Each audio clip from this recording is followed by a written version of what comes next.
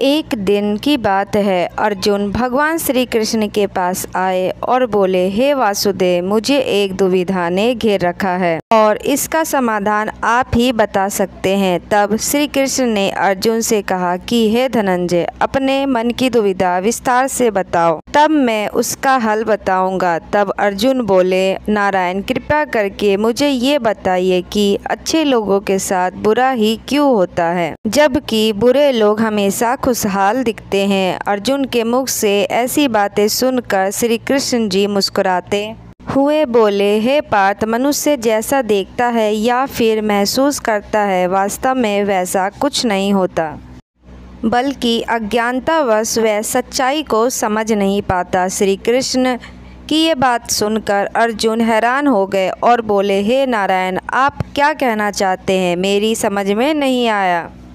अब श्री कृष्ण बोले, अब मैं तुम्हें एक कथा सुनाता हूँ, जिसे जानने के बाद तुम समझ जाओगे कि हर प्राणी के उसके कर्म के अनुसार ही फल मिलता है, अर्थात जो बुरा कर्म करता है उसे बुरा ही फल मिलता है और जो अच्छा कर्म करते हैं उन्हें अच्छा ही फल मिलता है, क्योंकि अच्छे कर्म और बुरे कर्म मनुष्य पर निर्भर करता है। प्रकृति हर मनुष्य को राह चुनने का मौका देती है। अब इसका फैसला करना कि व्यक्ति किस राह पर चलना चाहता है, ये उनकी इच्छा पर निर्भर करता है। श्री कृष्ण अर्जुन को कथा सुनाते हैं।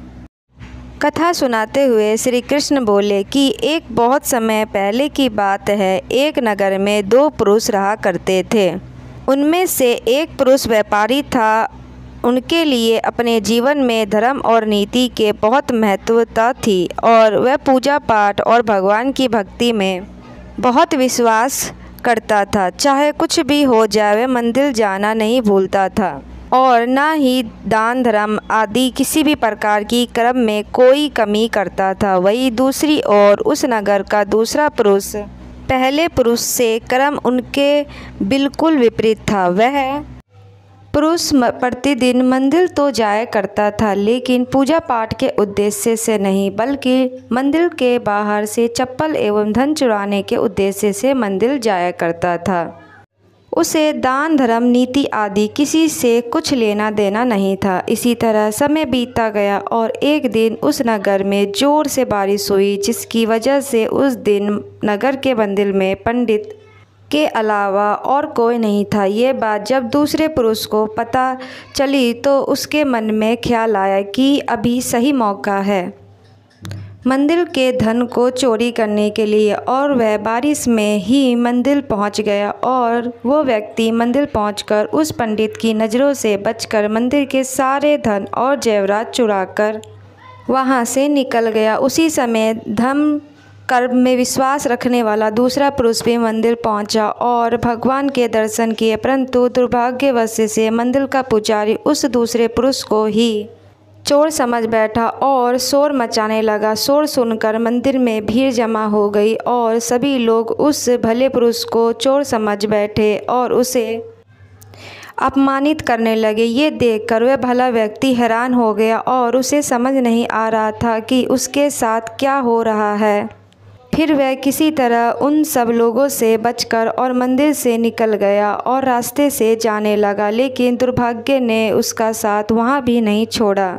रास्ते से जाते समय एक गाड़ी ने उस व्यक्ति को घायल कर दिया। फिर वह लंगड़ाते हुए वह पुरुष रास्ते से घर को जाने लगा। फिर रास्ते में जाते जाते उस व्यक्ति की मुलाकात वह दुष्ट व्यक्ति से हुई जो मंदिर से धन चोरी करके जा रहा था। वह दुष्ट व्यक्ति झूमता नाचता हुआ खुशी से जा रहा था और वह ये बोलता हुआ जा रहा था कि आज तो मेरी किस्मत ही चमक गई, एक साथ इतना सारा धन मिल गया। ये बातें उस भले आदमी ने सुन ली और उसे हैरानी हुई और क्रोधित होकर और घर जाकर उसने भगवान की सारी फ़ोटो निकाल कर फेंक दी और भगवान से नाराज़ होते ही अपना जीवन व्यतीत करने लगा।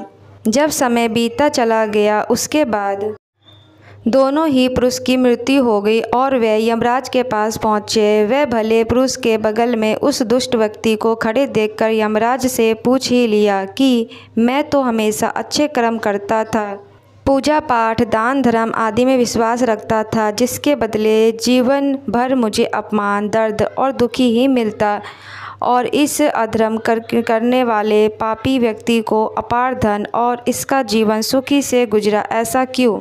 इस पर यमराज ने उस व्यक्ति को बताया कि पुरुष, तुम गलत सोच रहे हो। जिस दिन तुम्हें गाड़ी से टक्कर लगी थी उस दिन वास्तव में तुम्हारे जीवन का आखिरी दिन था, परंतु तुम्हारे किए गए अच्छे कर्मों के कारण ही तुम्हारी मृत्यु एक छोटे से दुर्घटना में परिवर्तित हो गई।